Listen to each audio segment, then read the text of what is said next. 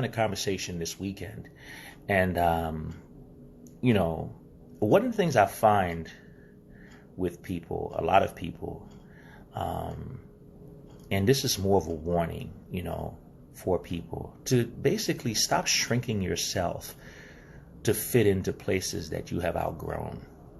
And you know what I'm talking about. You find your surroundings stifling. You're not growing.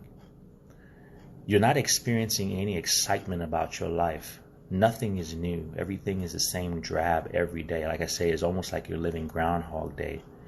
But you refuse to leave because you're comfortable. You refuse to leave because the people are familiar. You refuse to leave because you know what's going to happen next. The truth is that you're killing yourself. I talked about it once before about repotting yourself. Because in order for you to grow, you're going to have to leave those places.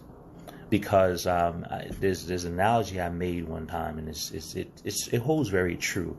When I was growing up, I think most of us who were old enough, we didn't have these fancy shoes kids have now. We had the leather hard bottom shoes. They were very good. They were flat on the bottom. They were very solid.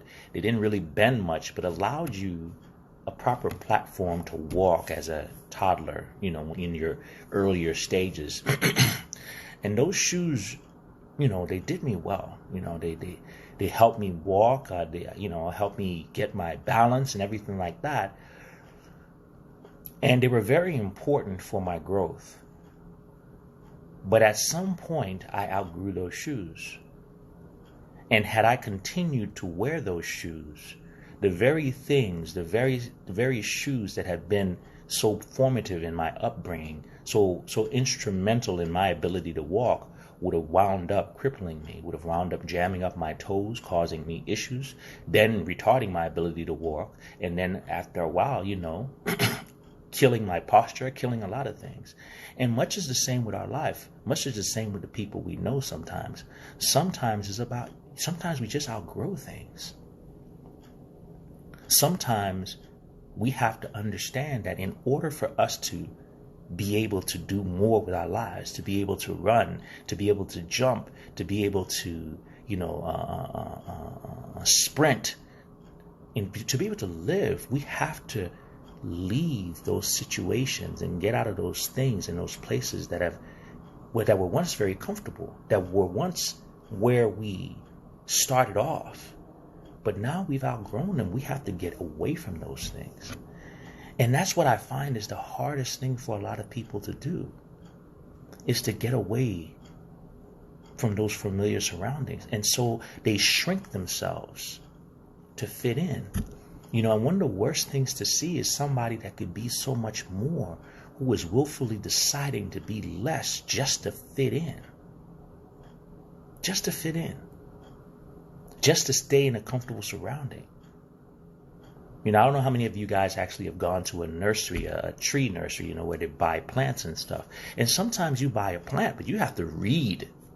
You have to read that label to see what this plant is capable of growing to be. Because you'll buy a plant in a thing like this that says grows to 6 or 8 feet.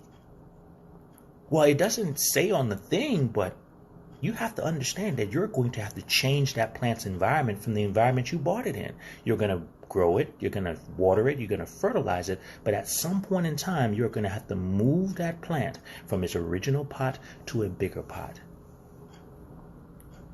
And the same thing goes for you. At some time, you're going to have to move yourself from your current environment if you want to continue to grow and thrive. Stop shrinking yourself to fit into places that you no longer belong, that are no longer serving you, that you're getting no growth from, no excitement, nothing. There's an interesting question I always like to ask people. What do you expect is going to happen that is going to be monumental in your life in the next 6 months based on the last 6 months of work, of growth, of effort, of expansion, self-expansion? What is it that you expect to change in the next 6 months? And usually when I see people, when I ask that question to a lot of people, you see that kind of blank look in their face. And unfortunately, many of the times that answer is nothing. Nothing, because you have done nothing. You've put in nothing, because you have changed nothing. You have no more room for growth where you are in most cases. And the only way to create that room is to step out of that area and allow your roots to grow. Allow your mind to expand, change your surroundings, change your experiences. Read something. I always ask myself every week, what did I learn this week? Because my goal is every week I go through my life, I have to learn or pick up something new. I have to find out something new about life. Find out something new about something. Actually, that's the key to staying young. Most of the times people don't realize is what makes you old is that you keep recycling your experiences. It's actually been scientifically proven that by learning new things on a daily basis, your brain stays fresh. Your brain is like a muscle. It's almost like, lifting weights for your brain, learning and expanding. And when you figure out that your brain controls everything, if your brain is not growing, then pretty much sooner or later everything else stops growing. Because life becomes repetitive.